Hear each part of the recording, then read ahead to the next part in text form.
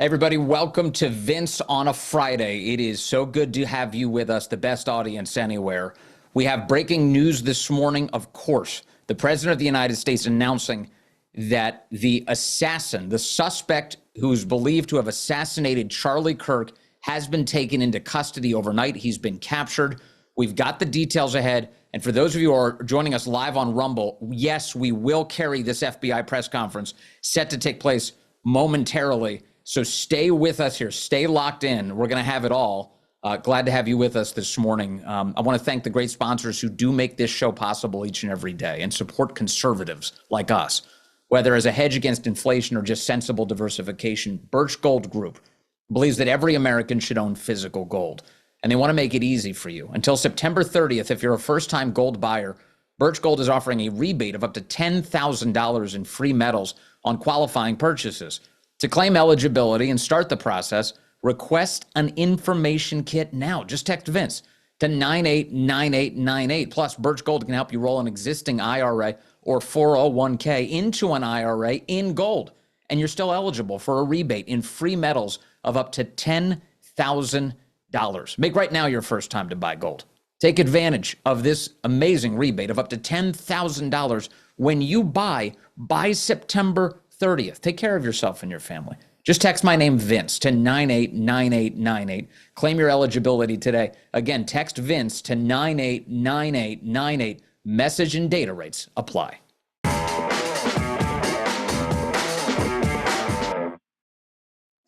We do begin today with this breaking news that the suspect in the assassination of Charlie Kirk has been captured. We now have a couple of details about him, and it's all going to be emerging more in a press conference in just moments as we're carrying this live. Tyler Robinson is the name of the suspect, 22 years old, from Utah, and they say that his father and a minister and a local U.S. Marshal were all involved in bringing this suspect in overnight. A lot of developments overnight. The President of the United States was the man to break this news this morning, appearing on the Fox News channel. Here's what the President said live on television, cut one. Look at this. I think with a high degree of certainty, we have him in custody. Right? In custody. Everyone did a great job. We worked with the local police, the governor. Everybody did a great job. You know, getting somebody that you start off with absolutely nothing. And we started off with a clip that made him look like an ant that was almost useless. We just saw there was somebody up there.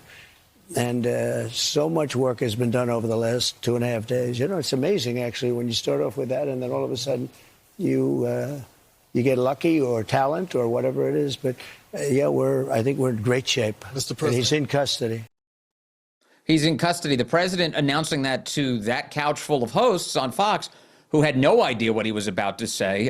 They started, I think, with a little bit of small talk. He got right into a major announcement, and now we are getting a major announcement. Here is the FBI, Kash Patel, and gentlemen, and others stepping up. Take a listen here. At today's press conference, we will hear from Governor Cox, FBI Director Kash Patel, and Sheriff Mike Smith. We also have with us Utah DPS Commissioner Bo Mason, Lieutenant Governor Deidre Henderson, FBI Special Agent in Charge Robert Bowles, and local and federal law enforcement partners. Following the remarks today, Governor Cox, Director Patel, and Commissioner Mason will take questions. Thank you.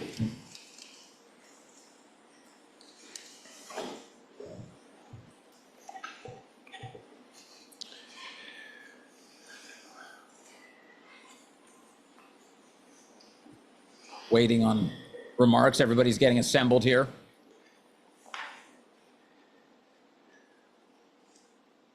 Good morning, ladies and gentlemen. We got him. On the evening of September 11th, a family member of Tyler Robinson reached out to a family friend who contacted the Washington County Sheriff's Office with information that Robinson had confessed to them or implied that he had committed the incident. This information was relayed to the Utah County Sheriff's Office and scene investigators at Utah Valley University.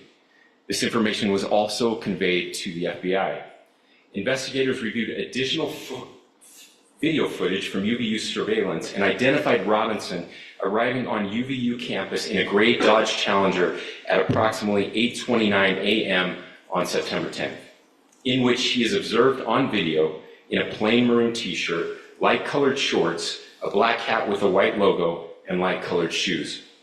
When encountered in person by investigators in Washington County on September 12th, in the early morning hours, Robinson was observed in consistent clothing with those surveillance images. Investigators interviewed a family member of Robinson who stated that Robinson had become more political in recent years.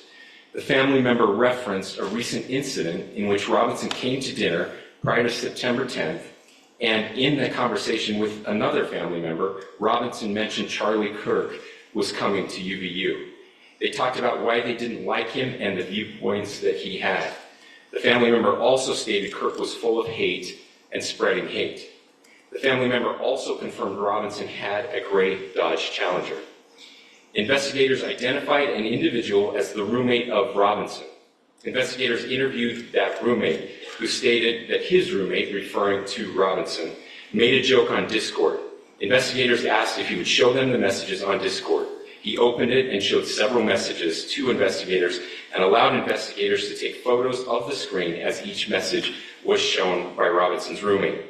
These photos consisted of various messages, including content of messages between the phone contact named Tyler with an emoji icon and Robinson's roommate's device. The content of these messages included messages affiliated with the contact Tyler, stating a need to retrieve a rifle from a drop point, leaving the rifle in a bush, messages related to visually watching the area where a rifle was left, and a message referring to having left the rifle wrapped in a towel. The messages also refer to engraving bullets and a mention of a scope and the rifle being unique. Messages from the contact Tyler also mentioned that he had changed outfits. I know there's been speculation as well as to the writing on those casings, those bullet casings, and I believe we have that as well. And I'll share that with you now. This is the transgender message, allegedly. So the area north of Campus Drive Road where the suspect crossed over, you saw some of that in the video that we released last night, consists of a grassy area with trees on the edge of the UVU campus. Investigators discovered a bolt-action rifle wrapped in a dark-colored towel. The rifle was determined to be a Mauser Model 98 30-06 caliber bolt-action rifle. The rifle had a scope mounted on top of it. Investigators noted inscriptions that had been engraved on casings found with the rifle. Inscriptions on a fired casing read, "Notices, bulges, capital O-W-O, what's this, ? Inscriptions on the 3 unfired casings read, "Hey fascist, !" catch, ! Up arrow symbol, right arrow, and symbol, and 3 down arrow symbols. A second unfired casing read, "Oh Bella Chow, Bella Chow, Bella Chow, Chow Chow," and a third unfired casing read, "If you read this, you are gay, LMAO." We are indebted to law enforcement across the state who's worked seamlessly together, local law enforcement, state law enforcement, and our federal partners with the Federal Bureau of Investigation. We're grateful for everyone who worked together in such a short amount of time to find this person and to bring justice. I want to thank the public who has been so engaged, reviewing videos, helping us with sending in tips, and helping us get to this point. I want to thank the family members of Tyler Robinson who did the right thing in this case and were able to bring him into to law enforcement as well. I especially want to thank the family of Charlie Kirk, Erica, Charlie's parents, his children. I want us to be thinking of them as we bring justice in this case. Yeah. They will be involved in that justice. We will be working very closely with them as we move through this process as well. This is a very sad day for our country, a terrible day for the state of Utah. But I'm grateful that at this moment we have an opportunity to bring closure to this very dark chapter in our nation's history. With that, I'll now turn the microphone over to the director of the FBI, Cash Patel. Cash, who did not speak last night at the press conference, they were hot on this guy's trail. Thank you, Governor. This is what happens when you let good cops be cops. The FBI and our partners are proud to stand here today together to bring justice to the family of Charlie Kirk and honor his memory. I want to express my deep gratitude to President Trump, the Vice President, and the entire White House who have been so incredibly supportive with both resources and just personally to the FBI as a team. They had our backs the entire way, and I just want to express my gratitude for giving us the resources we need to operate in this space to bring this sort of justice at this sort of speed. In 33 hours, we have made historic progress for Charlie. Governor Cox, our partnership has been absolutely incredible these last few days. Our partnership will endure. Your state and local partners, your sheriffs, your DPS community has been unbelievably impressive in the hardest of times. And a case like this cannot be solved, cannot be brought without partnering with your state and local authorities. The FBI has a certain role to play. We will play that role, and we will lead out for the federal government. Governor Cox, we are so grateful for your state partnership that led out on this investigation. A little bit of the timeline. Charlie was shot at 12:23 p.m. on Wednesday. The first FBI agents arrived on scene in 16 minutes with chiefs of police at 12:39 and secured the scene. The FBI immediately launched fixed-wing assets. We utilized these assets to transport personnel, specialty technicians, hostage rescue teams. We also utilized these assets to go back and forth from the East Coast and here in Utah to transport forensic evidence and other evidence that will be analyzed and is being analyzed at our FBI laboratories in Quantico and other laboratories, including the ATF. At my direction, the FBI released the first set of FBI photos of the suspect at 10 a.m. local time on 9/11. Then, shortly thereafter, the FBI reward of $100,000 was released at 10:45 a.m. local.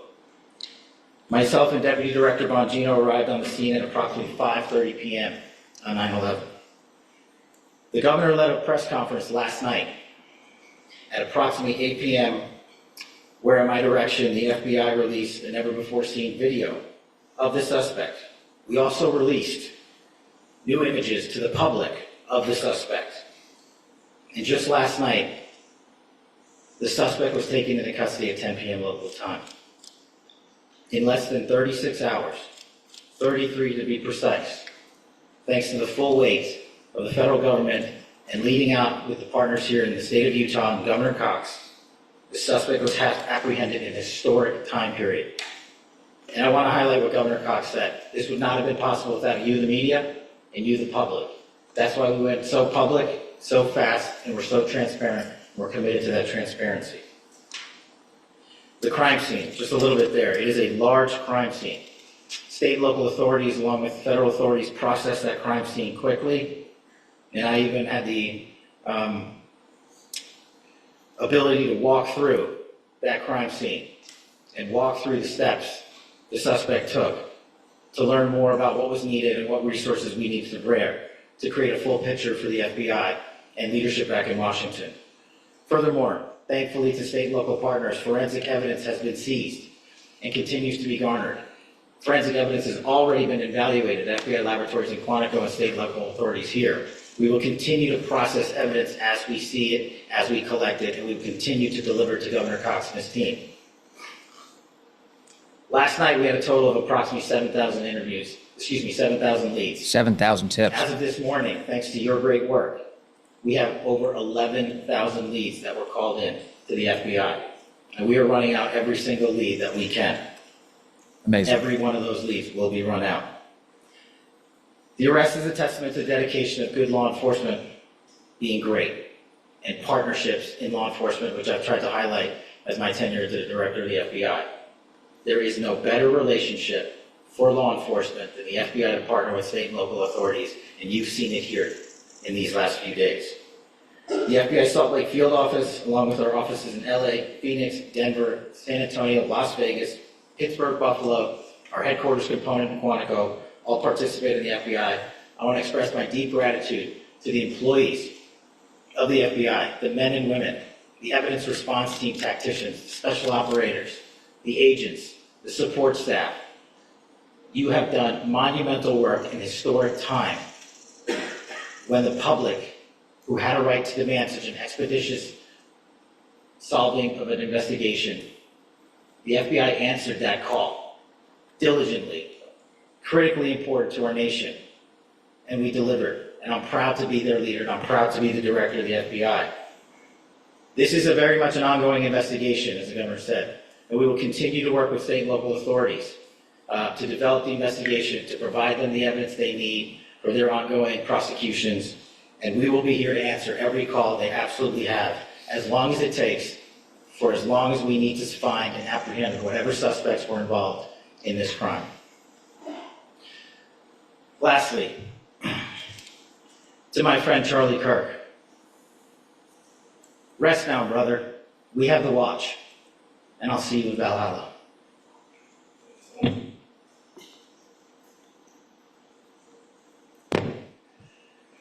Thank you, and good morning. I would just like to take a few minutes as the sheriff to express my gratitude Cash is a good man. for everybody who has played a part in this investigation. As you know, it's been a vast, complicated, and a very, very fast-paced investigation. You're looking at people standing up here who are running on, if they got an hour's sleep in the last couple of days, they're probably lucky. It has been very taxing.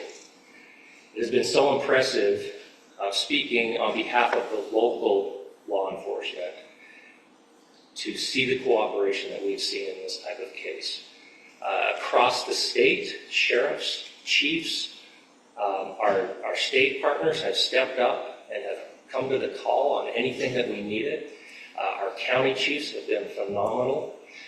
Our Utah County Attorney, Jeff Gray, who's standing up here with us, has been phenomenal in leading us through this investigation.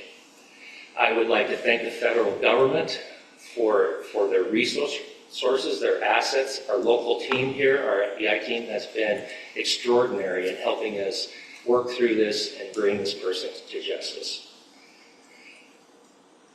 Most of all, I would like to thank the public, and specifically, I would like to thank the public who turned to prayers and who turned to positiveness for us.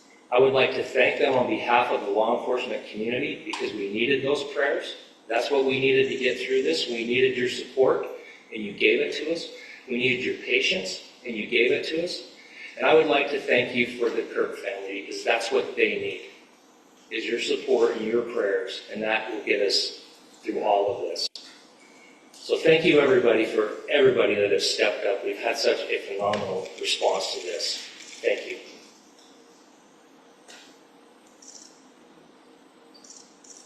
I also want to give a special thanks to the Attorney General and the Department of Justice. Their unwavering support and their commitment to justice is shown true here. And without AG Bondi and Deputy Attorney General Todd Blanche and the resources they brought to bear, we would not have been able to complete our mission. And I just want to say special thanks. It's an honor to be a part of the Department of Justice. Thank you again to our incredible law enforcement team who has worked so hard. Sheriff, I got a solid 90 minutes last night, so I'm probably the most well-rested person up here.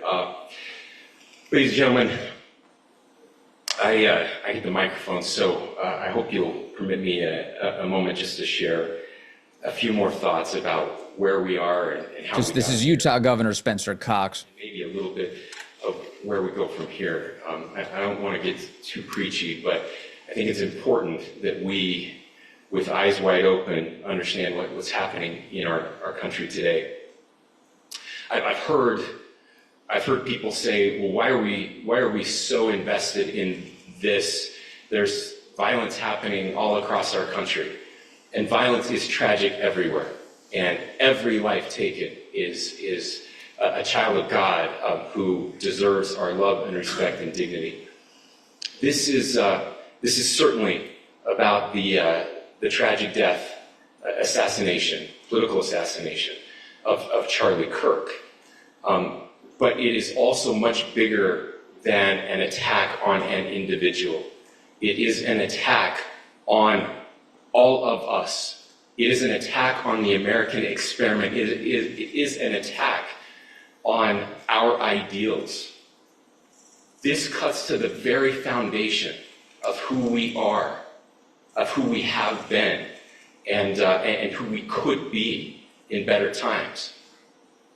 Political violence is different than any other type of violence for lots of different reasons. One, because in the very act that Charlie championed of expression, that freedom of expression that is enshrined in our founding documents, in having his life taken in that very act, makes it more difficult for people to feel like they can share their ideas, that they can speak freely. We will never be able to solve all the other problems, including the violence problems that people are worried about, if we can't have a clash of ideas safely and securely. Even, especially those ideas with which you disagree. That's why this matters so much. Over the last 48 hours, I have been as angry as I have ever been, as sad as I have ever been. And it was, as anger pushed me to the brink, it was actually Charlie's words that pulled me back. I'd like to share some of those. And specifically right now, if I could, I need to talk to the young people in our state, in my state, and all across the country. As President Trump reminded me, he said, you know who really loved Charlie? The youths. He's right. Young people loved Charlie, and young people hated Charlie. And Charlie went into those places anyway. And these are the words that have helped me. Charlie said, when people stop talking, that's when you get violence. He said, the weak can never forgive. Forgiveness is the attribute of the strong. The only way out of the labyrinth of suffering is to forgive. Welcome without judgment, love without condition, forgive without limit. He said, always forgive your enemies. Nothing annoys them so much. A few months ago, I referenced this last night, Charlie posted to social media, when things are moving very fast and people are losing their minds, it's important to stay grounded.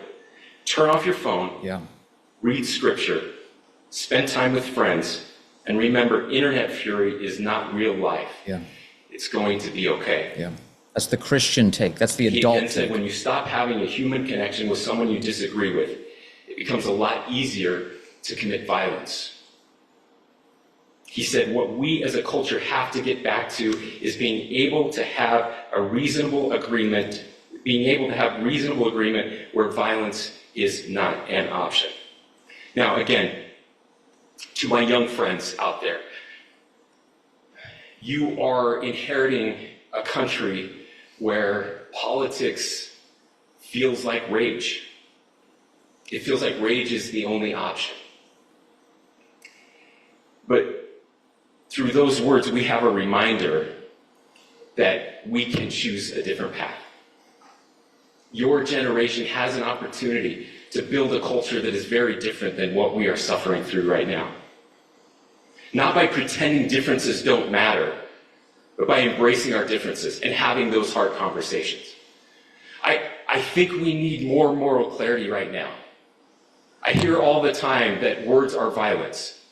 Words are not violence. Violence is violence. And there is one person responsible for what happened here. And that person is now in custody and will be charged soon and will be held accountable.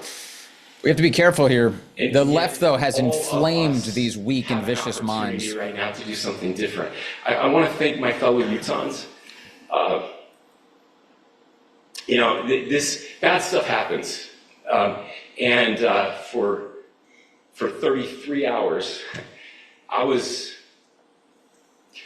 praying that if this had to happen here, that it wouldn't be one of us. That somebody drove from another state, somebody came from another country. Sadly, that prayer was not answered the way I hoped for. Just because I thought it would make it easier on us if we could just say, hey, we don't do that here. And indeed, Utah is a special place. We lead the nation in charitable giving. We lead the nation in service every year. But it did happen here. And it was one of us. But I want you to look at how Utahns reacted the last 2 nights.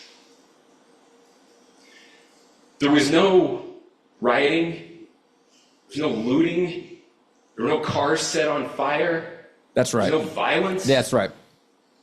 There were vigils and prayers and people coming together to share the humanity. That's conservatives. That, ladies and gentlemen, I believe is the answer to this. We can return violence with violence. We can return hate with hate.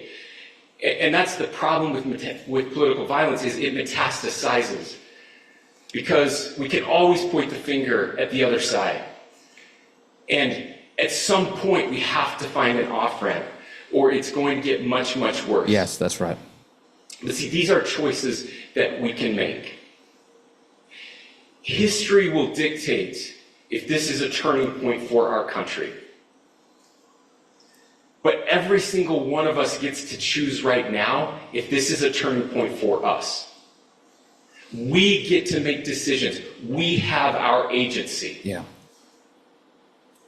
And I desperately call on every American, Republican, Democrat, liberal, progressive, conservative, MAGA, all of us to please, please, please follow what Charlie taught me. Christ. I'll just conclude with words I share often from a friend and author, Yuval Levin, who was asked if he was optimistic about our country. And he said, I'm not optimistic. He said, I hate optimism. God, that sounds bad. But he said, optimism is a vice. It's this idea that good things are just going to happen. He said, in the history of the world, good things have never just happened. He said, I'm not optimistic, but I am hopeful. And hope is the virtue that sits between the vices of optimism and pessimism. Hope is the idea that good things are going to happen because we can make them so. I still believe in our country. And I know Charlie Kirk believed in our country. I still believe that there is more good among us than evil. And I still believe that we can change the course of history. I'm hopeful because Americans can make it so. Ladies and gentlemen, we're happy to answer any questions you have. Governor, can you please speak to whether the suspect is speaking with authorities and his demeanor, Tyler Robinson, when he turned himself in? I cannot speak to that. Governor, how do you interpret this motivation? Governor, how do you interpret the engravings on the case of Well, I will leave that up to you to interpret what those engravings mean. I think the clearest one that says "catch fascist," there's not, and by the way, that's like catch like a ball, catch this. I think that speaks for itself. It's Antifa. So you talked about this level of hatred that this person expressed at a dinner. Beyond that, is there anything in your view that you've discovered that may have radicalized or changed him to prompt him to commit such a horrific act? There's nothing more that we can share at this time. Governor, you indicated that he had been communicating with a friend on Discord about the gun. Do you anticipate any more arrests? We do not at this time have any information that would lead to any additional arrests. Do you believe he acted alone? Yes, but the investigation is ongoing. Can you talk more about the family, what they had to say about the suspect? How he came into custody of police and where he is? Yes, so right now, Mr. Robinson has been booked into the Utah County Jail. You heard the president this morning report that he was taken into custody, that his family and a friend helped to deliver him into custody of law enforcement in Washington County. Those of you that don't know where Washington County is, it is the southwesternmost part of the state of Utah. It's about a 3.5 to 4 hour drive from here. All right, what we're going to do is we're going to dip back into this in just a moment. We are learning a lot right now just about the killer, the suspect who's now in custody. That's Tyler Robinson, 22 years old. They talked about establishing the gray Dodge Challenger he used.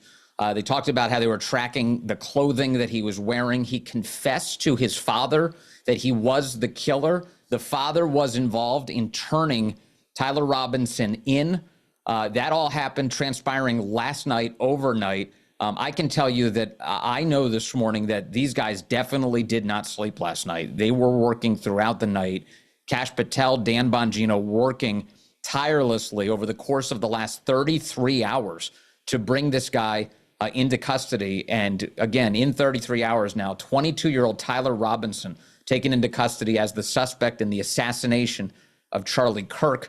All of the evidence pointing to him. We will bring back that press conference in just a moment. I do want to thank our great sponsors who make this broadcast possible. You know those myths that we hear, like cold weather gives you a cold? We only use 10% of our brains? Well, here's another one, thread count. Many believe higher thread count means better sheets, but it's really just a measure of fabric density. And when it comes to sheets, the thread quality matters more than the count. That's where Boll & Branch comes in.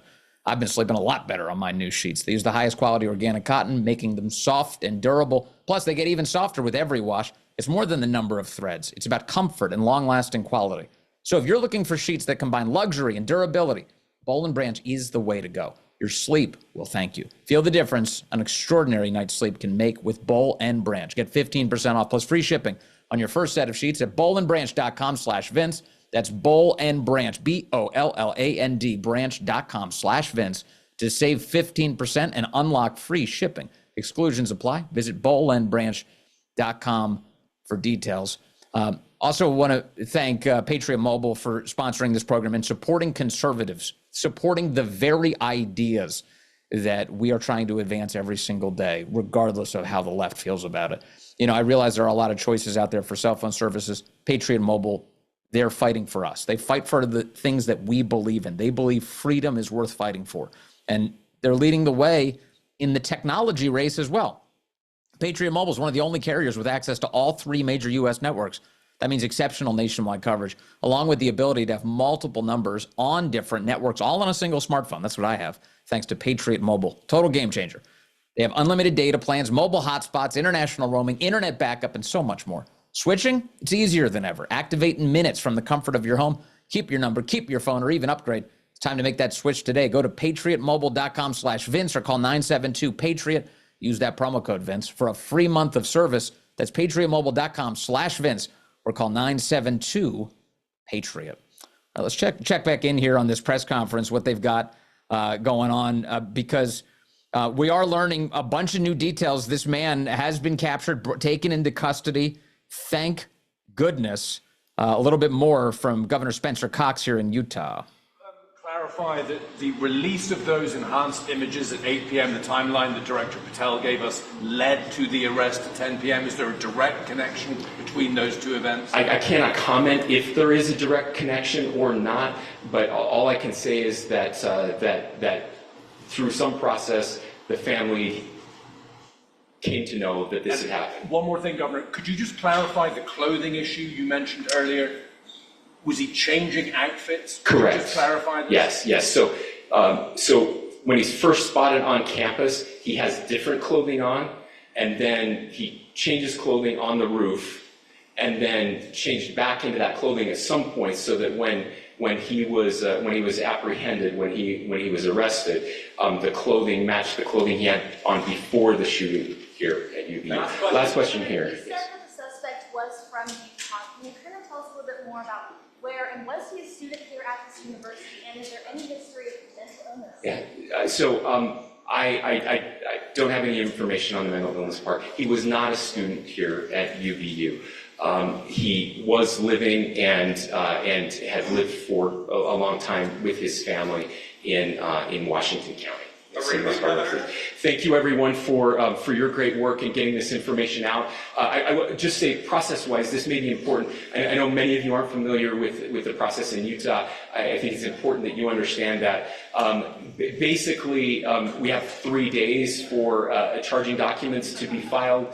A CI will be filed. We'll have more information then, more detailed information as those charging documents are filed in preparation for a preliminary hearing. So 3 days. So, we would anticipate then that early next week, those charging documents will be filed. We will obviously be working, the county attorney will be working very closely with Mr. Kirk's family as those documents and decisions are prepared and made. Thanks, everyone. All right, and that looks like that's it. I mean, it looks like people are walking away here.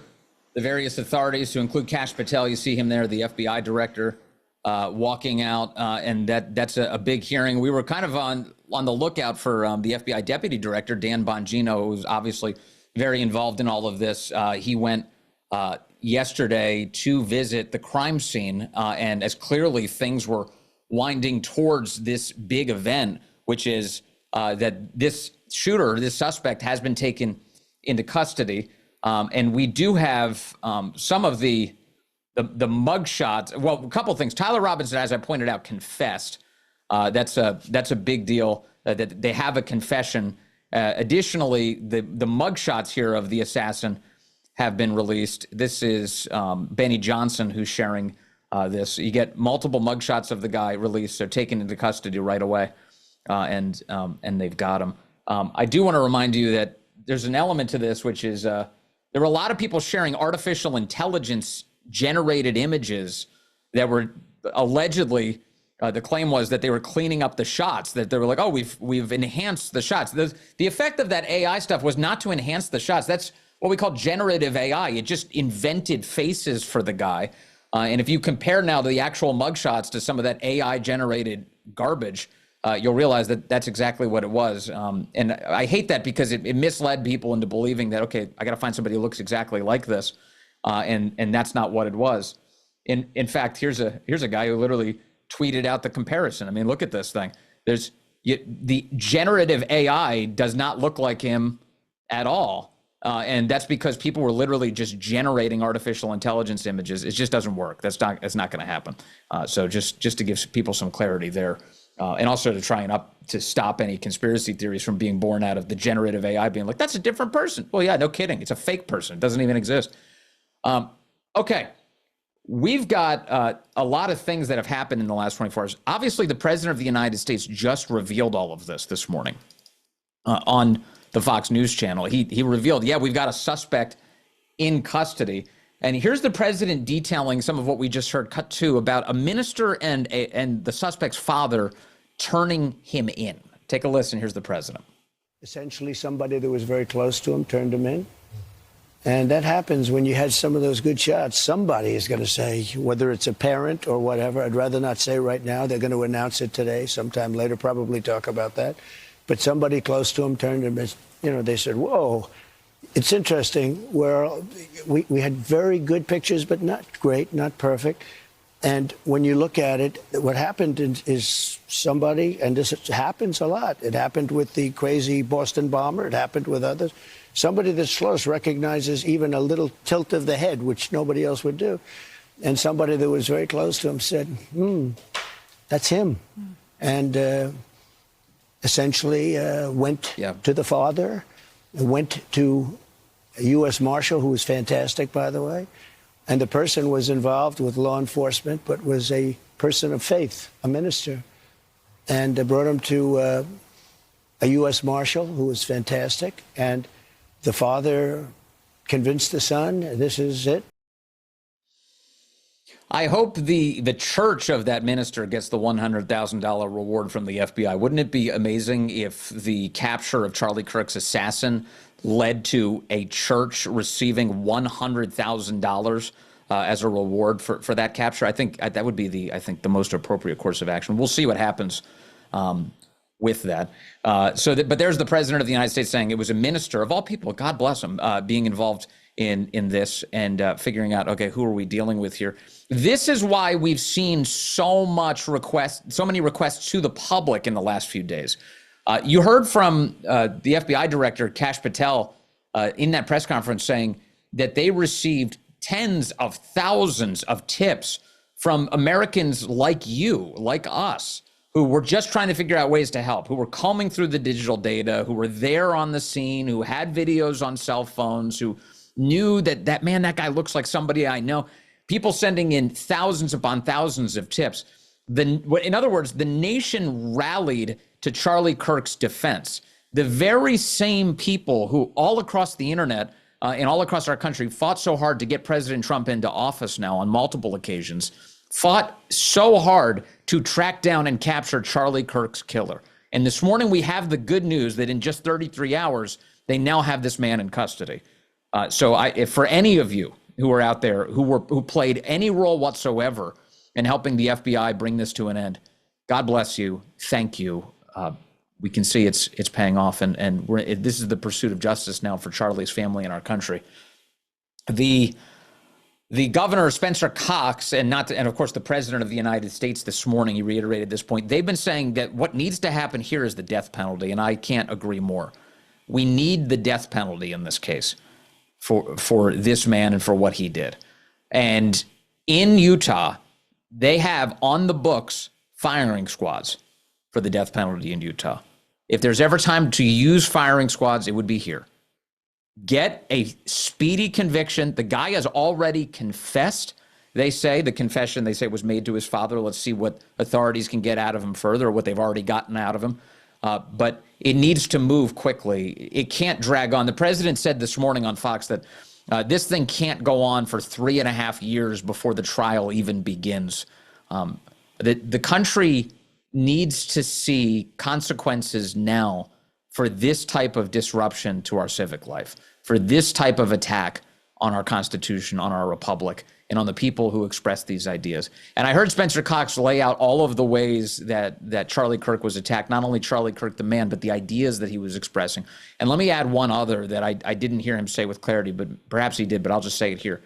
This was also an attack on Christianity. Charlie Kirk was a spokesman for the Word of God in everything that he did. It fueled his political commentary, and he expressed it constantly. Any attack on Charlie and the ideas that Charlie expresses is an attack on his innate Christianity. That is a hate crime insofar as anyone can establish one. There you go. It's an attack on a Christian for being Christian and for expressing that truth out loud. That man hated him for that. That's the message we got today from Spencer Cox as he laid out that he hated Charlie Kirk, that he was expressing it to family members and over Discord, his utter loathing and his desire to kill Charlie. Okay. In a moment, I'm going to bring in a Republican congressman. I want to get his reaction to all of this, all of the news we're learning. Congressman Randy Fine will be with us. We are learning a lot this morning. Again, rumble.com/Vince. If you're watching live, we have a very busy live show. And of course, on the podcast, you'll be able to gather all of this really important information about what we've learned about the man who killed Charlie Kirk in the pursuit of justice here. Stand by. Congressman Fine will be with us in just a moment. First, you should know more and more Americans are prioritizing their wellness, getting back in shape. Studies prove that strength training alone does so much more to help burn fat than cardio alone. And I've been working with Don and the team over at Jacked Up Fitness for a couple of months now. They're fantastic. Let me tell you, these guys know what they're doing. Their all-in-one home gyms are already best in class. Trust me, I have one. But now their new X Series takes home fitness to the next level. The Power Rack Extreme Functional Trainer lets you do hundreds of exercises, basically everything you would do at the gym, right from your spare room or your garage. Want more? The Power Rack Pro X features a fully upgraded cable crossover system with articulating pulley arms for unlimited width combos. You're going to hit every muscle group. And if you're new to this, no worries. They've got a free Get Jacked Up video program. Just press play and follow along. No more excuses. Let's do it together. Go to getjackedup.com. Use the promo code Vince. Save 10%. That's getjackedup.com. Our thanks to to Jacked Up Fitness. And our thanks also to Blackout Coffee, which fuels me every single morning. They should fuel you too. They're the official coffee of all of us here at Silverlock. And the reason is because they're bold, unapologetic, America First coffee, roasted fresh right here in the United States. Not grocery store junk. Blackout Coffee delivers rich, high-quality roasts that do taste like freedom. And now you can set it and forget it with auto refill and recurring delivery. No more running out, no more watered-down backups, just your favorite roast. Delivered fresh on your schedule. Pick your favorite roast, how often you want it delivered. And not only will you get a discount, you also get double the rewards and free shipping to your doorstep. So do what I do. Drink a delicious cup of coffee. Blackoutcoffee.com/Vince. Use the code Vince. That's VINCE. Get 20% off your first order. Whether you're into bold roasts, flavored coffee, or even instant, Blackout's got your back. Real coffee, no compromise. Blackoutcoffee.com/Vince. Get yours now. Joining us right now on the program from Florida, Congressman Randy Fine is here. Congressman, thank you for being with us today, sir. Happy to be here. Thanks for having me. Congressman, I just want to get your reaction to the breaking news developments this morning. A 22-year-old suspect from Utah being taken into custody. The hunt for Charlie Kirk's killer appears to have concluded in just 33 hours. What are your thoughts, sir? Well, look, my heart's still broken for what happened to Charlie and his family, but frankly, for the entire country. I mean, this is a Rubicon that has been crossed, a political assassination, not only not of a politician, but just of someone who is speaking out. I'm relieved to hear they believe they've caught the killer. I want to know exactly what his motivations were, and just no matter what they are, I agree with you. The death by firing squad, and a quick one at that, is needed to send a message that this is unacceptable. And frankly, I hope that when he is executed by firing squad, that it is broadcast live for everyone to see. People need to understand there are consequences if you behave this way. Congressman, we now know some aspect of the motive. We know that inscribed onto the bullets themselves were all sorts of hateful messages directed at Charlie, and messages that said that he was Antifa, which is obviously a very radical left-wing operation that's been causing a lot of chaos in our country. The President of the United States indicated this morning that it's long past time for a full-blown RICO investigation into the radical left and all of this violence. What do you make of that component? Well, I'm not surprised. And I think that we are dealing with a civilizational struggle against an enemy that believes that they are so right that they can advance their cause by any means necessary. They believe in violence. It is core to their views, and we have tolerated it in our country for far too long. And now we need to bring the full force of the government down to crush it. I'm going to be filing a bill that's going to require protesters to disclose who is funding them. You have the right to peaceably assemble in this country, but we have the right to know who's behind it. Just like the right you have to run for office, but people have the right to know who your contributors are. I did 81 events in my district during the August recess. I had protesters at about 12, and it was clear that they were all paid, every single one of them. Well, who is financing this and why, and what is their objective? Because we are seeing people be radicalized in America, be ripped apart by, I believe, radical left actors and our foreign enemies.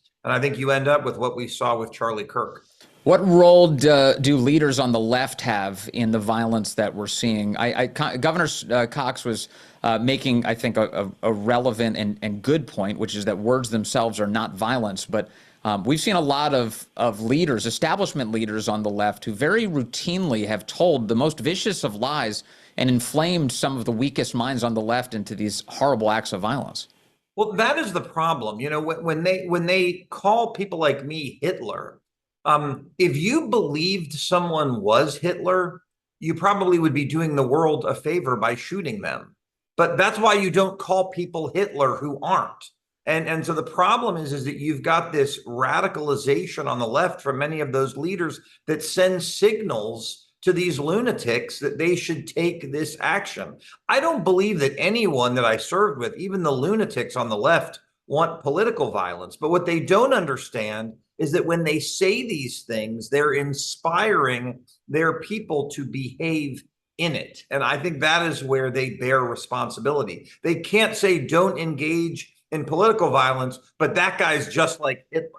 and they need to stop it, because we fundamentally disagree about the future of the country, but my views don't come from a place of hate. They come from a place of love of America. And the problem is the left has just tried to demonize us for years. But, even inside the United States Congress, earlier this week, there was an effort. Congresswoman Lauren Boebert tried to raise a moment of silence and prayer for Charlie Kirk. That immediately led to Democrats on the floor screaming no in order to upend it. What is it like to work in a building like that, where you have people who can't even demonstrate basic human decency in the wake of a tragedy like this?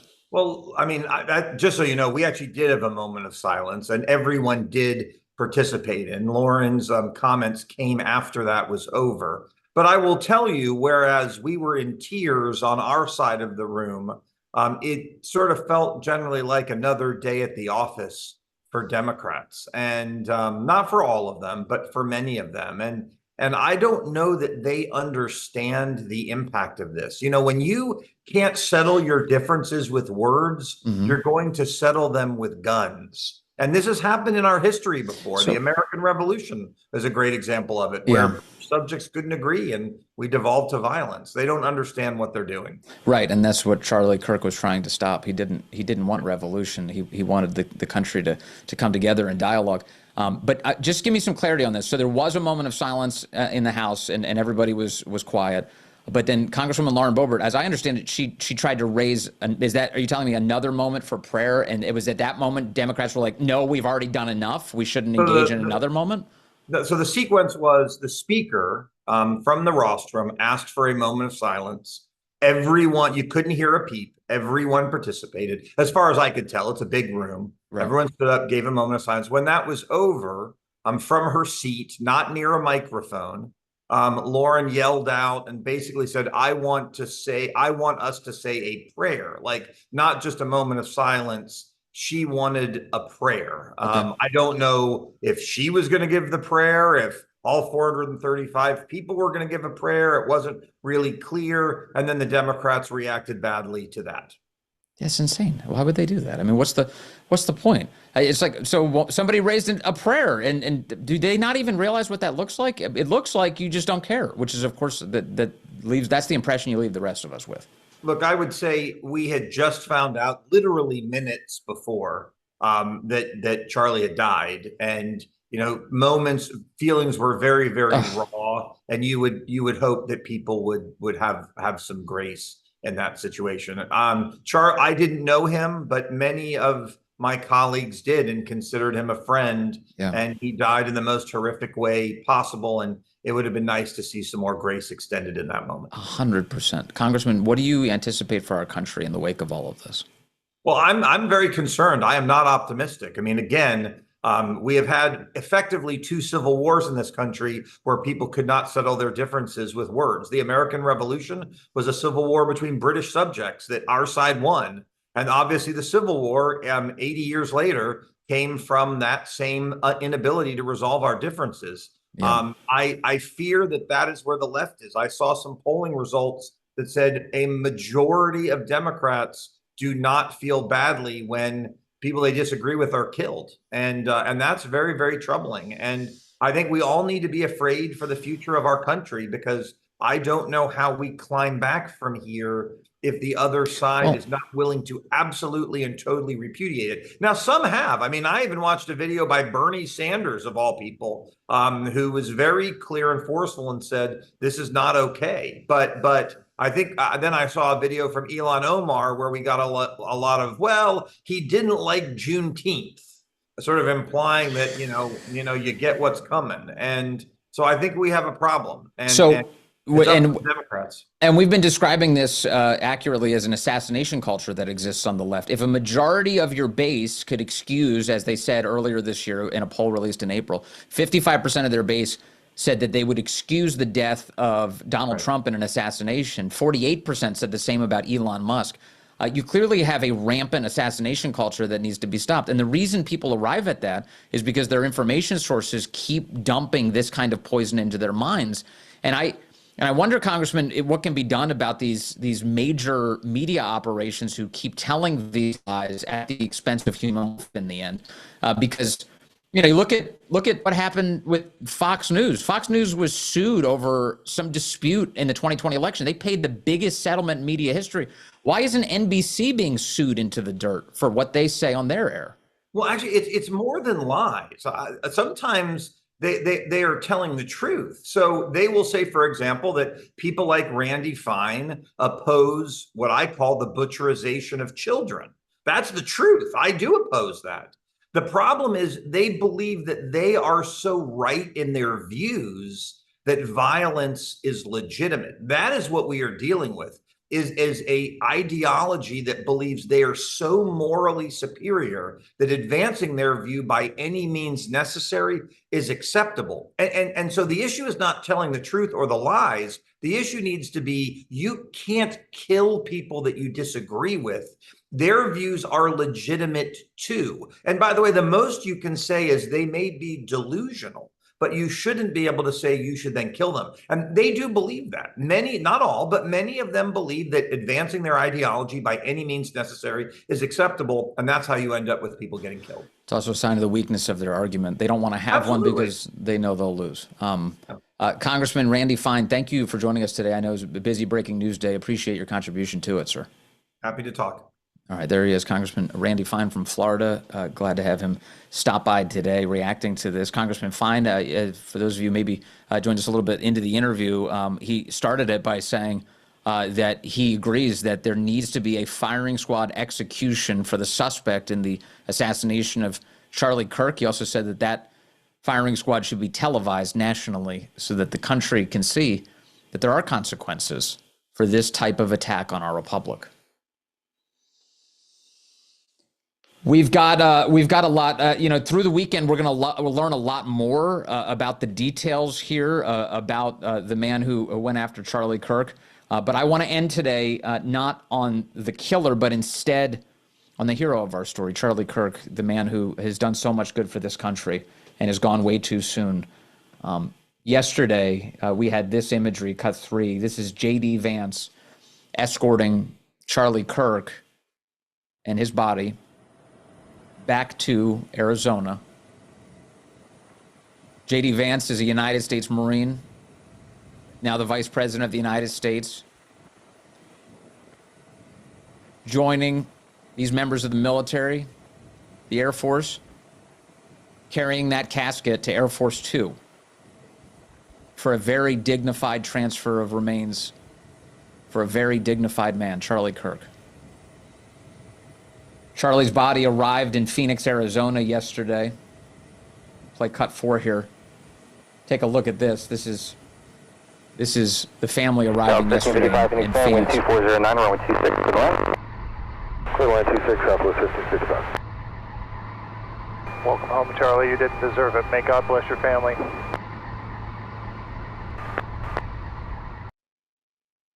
Welcome home, Charlie. You didn't deserve it. The air traffic control tower welcoming him back for the last time to Arizona. Here he is being carried off of Air Force 2 yesterday. Cut 5, the military bringing Charlie's body out of the plane and off to the chapel where he would be held for a time. And then yesterday, Charlie's widow, Erica, in cut 6 here, descended the steps of Air Force 2, gripping the hand of Usha Vance and the Vice President of the United States with them. The Vances extending the nation's gratitude to the Kirk family. J.D. Vance could have been with the President of the United States yesterday at the 9/11 memorial and decided that his job was to cover this mission. And for that, we are all grateful.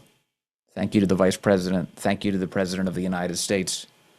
And thank you to the men and women of law enforcement who brought the killer into custody. Now it's time to bring him to justice. God bless you. The best audience anywhere. Glad to have you with me as always. We'll be back again on Monday for another edition of Vince. Coming up next here on Rumble, I believe it'd be Tim Pool. Is that what we have today, fellas? Oh, it's Crowder today. Crowder is on. Here comes Crowder on Rumble.